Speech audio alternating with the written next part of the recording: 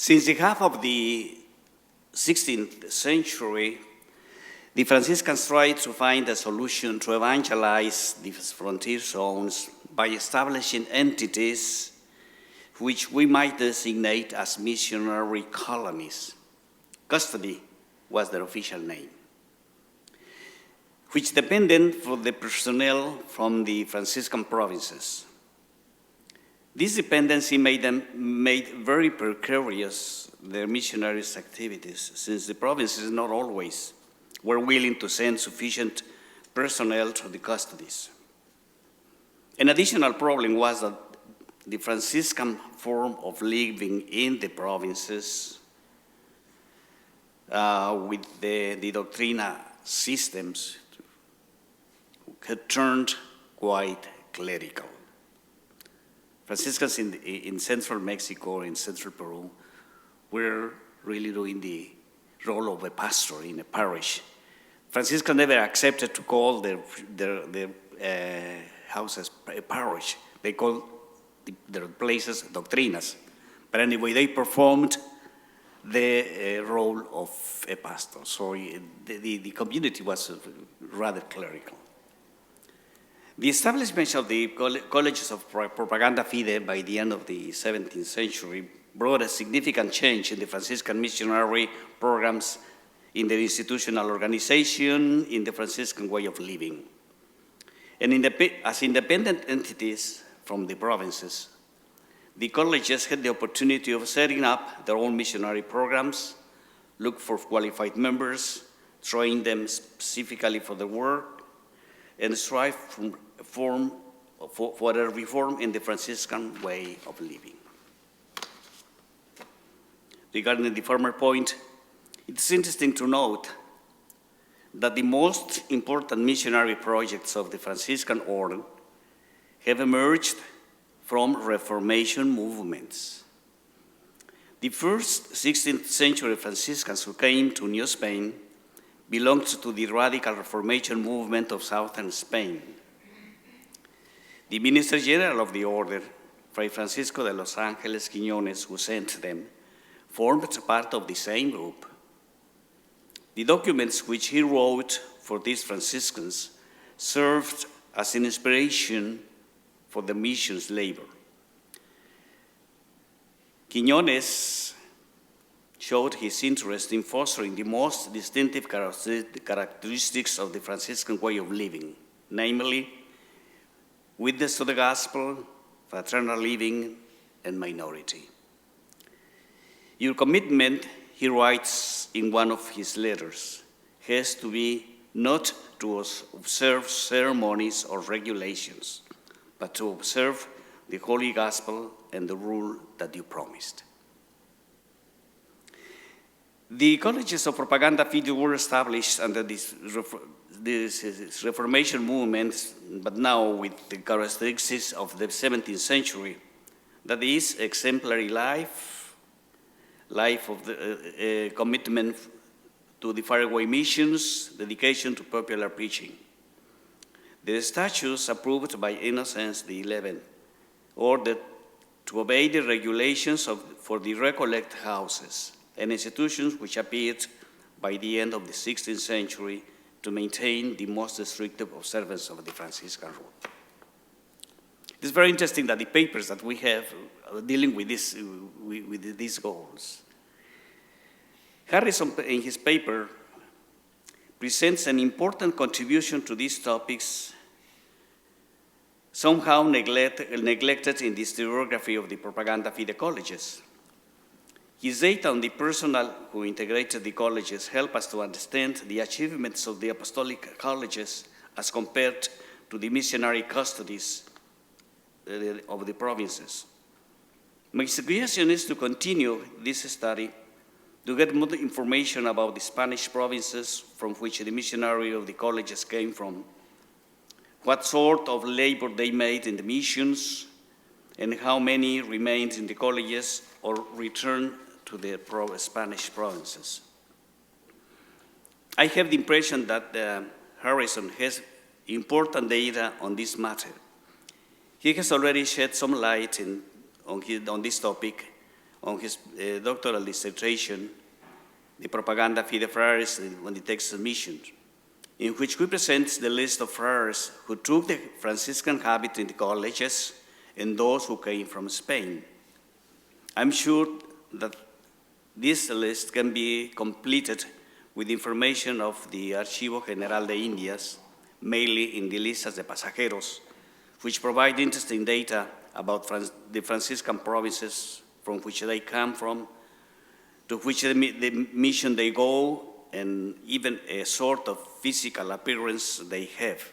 You have read this list probably in the archives. It's very interesting the way they describe the people who come to the Americas. On the subject of missionary training, the data of Harrison also can be enriched by the study of the libraries of the apostolic colleges, some of them still in existence.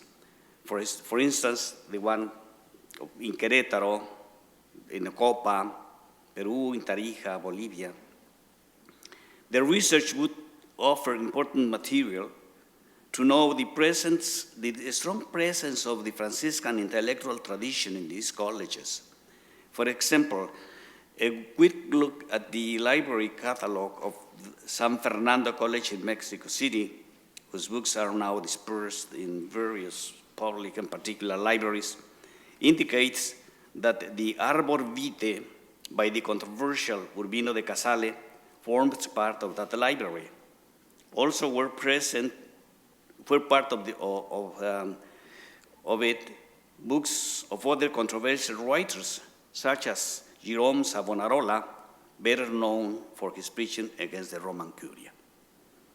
Equally important are the topics which Rex Galindo addresses in his paper. The organization of the colleges and their programs depended from three institutions not always willing to get along among themselves, namely Real Patronato, topic that Cameron takes, Congregation of Propaganda Fide, and the Franciscan Order. Rex Galindo explains very well the relationship of two of them, the Congregation of Propaganda Fide and the Franciscan Order. The first one, Congregation of Propaganda Fide, established in 1622, had as its objective to organize the missions in the zones where the Christianity had not arrived, particularly in Asia, Africa, but in some regions of Europe also. In the Spanish kingdoms of the Americas, its presence was excluded by the Real Patronato, at least until the establishment of the Propaganda Fide colleges. Before this establishment, the missionary activities of the custodies were practiced under the privileges of the Bulla Omnimoda from Adrian IV, 1522. The congregation arrived in the Spanish kingdom when the apostolic colleges were established. Due to the faraway zones where the Holy See had to Christianize the inhabitants, the Congregation of Propaganda Fide created ecclesiastical officers, one of them prefect of missions, empowered with special faculties, some of them proper to the bishops, in order to take care of the spiritual needs of the new Christianized peoples, without necessity of recurring to Rome. In the Franciscan order, this office fell into the commissaries, an office created by the order to attend faraway entities depending from the minister general. Thus, the commissary prefects of the missions were elected by the colleges of Propaganda Fide. They exercised the same faculties which the prefect of the missions had, but the congregation had to renew them every 7 or 6 years.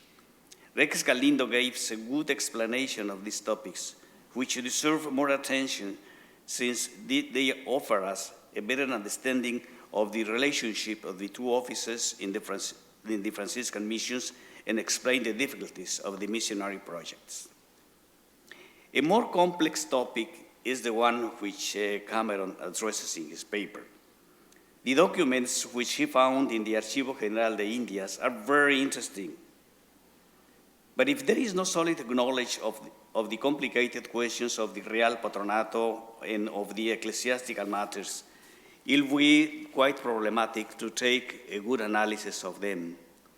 For example, a good study of the two powers of the Church, namely the power of governance, potestas regimenis, the power of the order, potestas ordinis, will be very helpful to understand the confrontation between bishops and friars.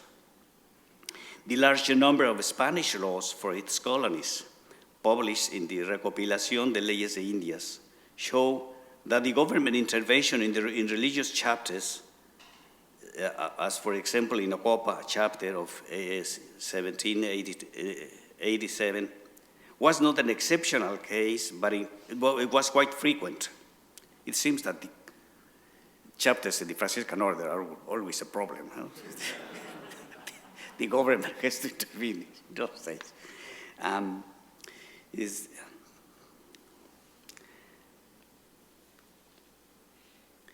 Understanding the different types of economy in the missions and in the Franciscan provinces will be very, very helpful to comprehend the differences of the economic help which the Spanish crown gave to them.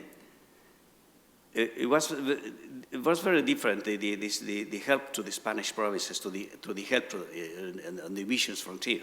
It was run by the decisions of the crown. These and other topics will become clearer with the dedicated study to primary sources, both of Spanish and ecclesiastical institutions. The second part of the 18th century is full of important topics open for new and fresh historical studies. Geographical explorations, secularizations, church reforms, independence from Spain shaped the Franciscan institutions and their missions in the late 18th century. A good number of students in the American universities and Latin American universities are taking interest in these studies. The Academy of American Franciscan History, which would be the best instrument to create a link between scholars and academic institutions open to these studies, as it has done with this present Congress. Thank you.